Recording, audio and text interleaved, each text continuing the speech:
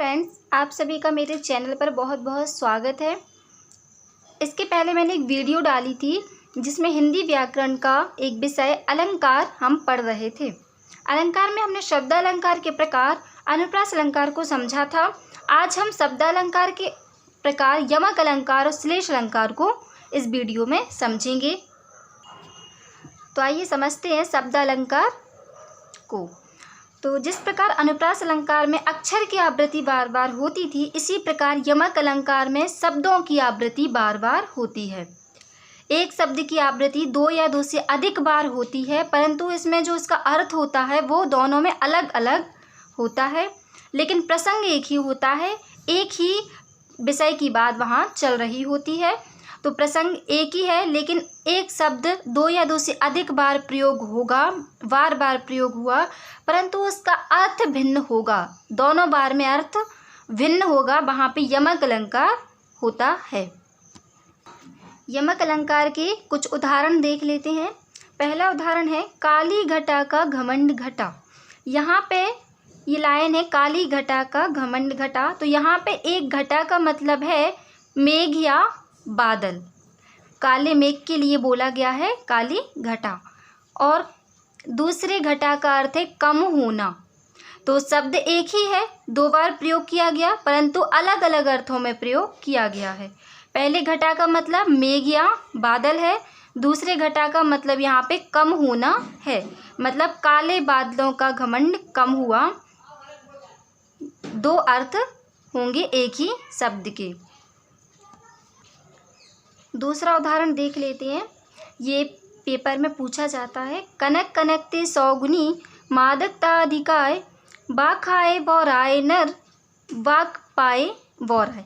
यहाँ पे कनक कनक को 2 बार उपयोग किया गया है, परंतु यहाँ दोनों कनक शब्द के अर्थ अलग अलग हैं। जैसे दोनों में मादकता अधिक होती है। पहले कनक का अर्थ यहाँ पे सोना हुआ, दूसरे कनक का अर्थ धतूरा हुआ। तो दोनों में मादकता, नशा अधिक होता है। एक को खाने से जग बौरा जाता है और दूसरे को पाने से बौरा जाता है।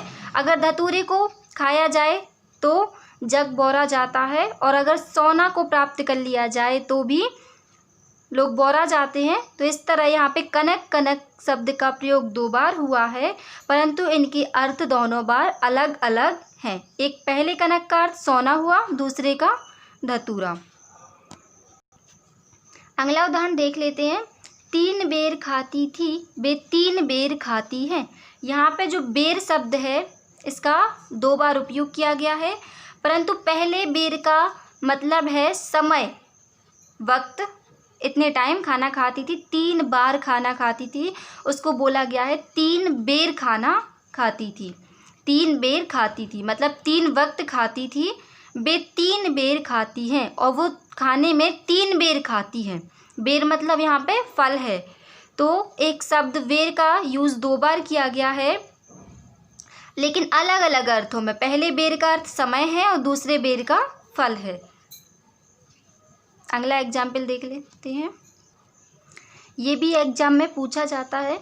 माला फेरत जुग भया फिरा न मन का फेर कर का मन का डारी दे मन का फेर। यहाँ पे मन का फेर 2 बार एक ही शब्द का उपयोग हुआ है, परंतु पहले इस वाले मन के का अर्थ होता है मन के अंदर की जो भावनाएं हैं उससे इसका मतलब होता है। और इस मन का अर्थ होता है माला के अंदर जो मोती होता है उसको मन का बोलते हैं। तो बोला जा रहा है कि माला फेरत जुग भया मतलब माला को फेरते हुए बहुत टाइम हो गया है। फिरा न मन का फेर, लेकिन जो मन का फेर है, मन के अंदर की जो भावनाएं हैं, वासनाएं हैं, वो नहीं फिरी। फिर कवि ने बोला है कि कर का मन का डारी दे, जो हाथ में मन का लिए हुए हैं मोती उसको डाल दो मन का फेर। आगे वो बोल रहे हैं कि जो मन के अंदर की वासनाएं हैं, मन के अंदर की भावनाएं हैं, उनको फेरना चाहिए। तो इस तरह से एक संदेश भी मिलता है, परंतु यहाँ पे मन का एक मोती की माला है और दूसरी यहाँ पे मन का अर्थ है मन के अंदर की भावना। तो एक शब्द का 2 बार प्रयोग हुआ, परंतु अलग अलग अर्थों में प्रयोग किया गया है। प्रसंग इन सब में एक ही था, तो इस तरह यमक अलंकार होता है।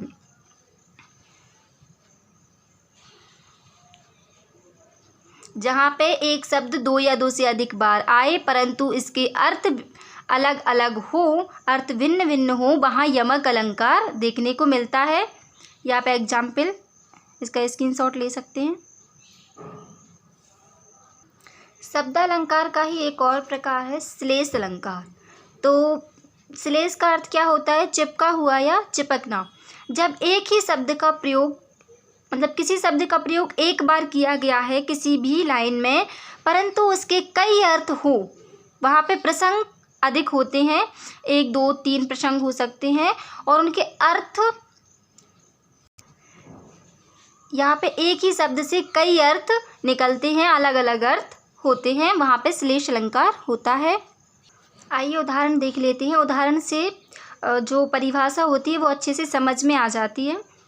पहला उदाहरण है, चरण धरत चिंता करत चितवन चारों ओर, सुबरन को खोजत फिरत कभी व्यवचारी चोर। तो यहाँ पे बोला जा रहा है कि सुबरन, सुबरन जो शब्द है एक ही बार प्रयोग किया गया है परंतु इस सुबरन का अर्थ, इससे 3 अर्थ निकलते हैं। जैसे सुबरन का अर्थ होता है सुंदर वर्ण या अक्षर, सुबरन का अर्थ सुंदर स्त्री भी होता है, सुबरन का अर्थ सोना या स्वर्ण भी होता है। तो यहाँ पे जो कवि है वो किस कवि के लिए सुबरन का अर्थ क्या हो जाएगा? सुंदर वर्ड। जो कवि है वो अपनी कविता को अच्छा बनाने के लिए सुंदर वर्ड की तलाश करेगा, खोजेगा उसको। व्यवचारी जो है वो सुंदर स्त्री को खोजेगा और चोर जो है वो सोना को खोजेगा।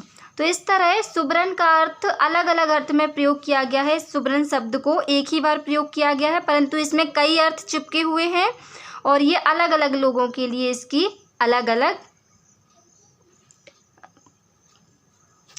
एक और उदाहरण है, ये श्लेष अलंकार का उदाहरण है। रही मन पानी राखिए बिन पानी सब सून, पानी गए न उबरे मोती मानस चून।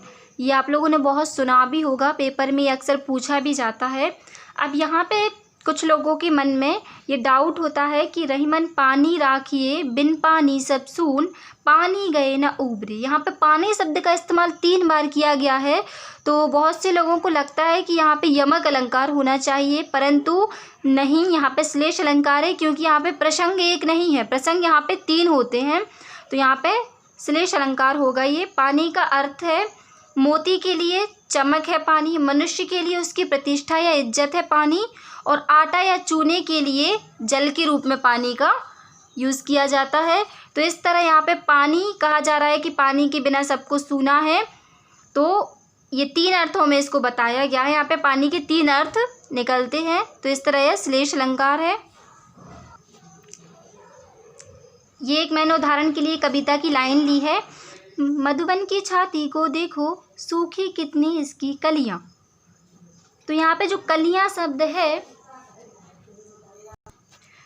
तो यहाँ पे जो कलियां शब्द है इसको एक तो खिलने से पूर्व जो फूल की दशा होती है वो कलियां होती हैं, बोलते हैं ना कलियां, और एक यौवन पूर्व की अवस्था भी कलियां से जानी जाती है। तो यहाँ पे इस लाइन के यहाँ पे जो कलियां शब्द है वो एक बार प्रयोग है परंतु इसके अलग अलग अर्थ निकल रहे हैं। अगला उदाहरण है, राबड़ सिर सरोज बनचारी चले रघुबीर शिलामुखी घाटी। तो यहाँ पे जो शिलामुखी है इसके भी 2 अर्थ निकलते हैं, भ्रमर और बाण। तो इस तरह श्लेष अलंकार में एक ही शब्द से कई अर्थ निकलते हैं, एक ही शब्द में कई अर्थ चिपके होते हैं क्योंकि श्लेष अलंकार में श्लेष धातु से बना हुआ है जिसका अर्थ ही होता है चिपका हुआ या चिपकना। तो एक ही शब्द में जब कई अर्थ निकलते हों तो वहाँ श्लेष अलंकार टिक करना है, और जहाँ पे एक शब्द का प्रयोग 2 बार किया गया हो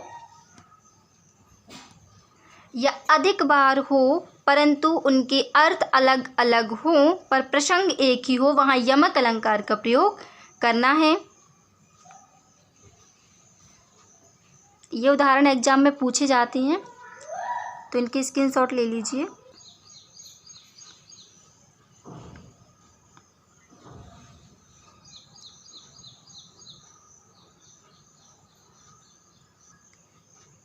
धन्यवाद। इसी तरह हमारे चैनल के साथ जुड़े रहिएगा और अच्छे अच्छे उदाहरण के साथ अलंकार को पूरा करने के लिए धन्यवाद।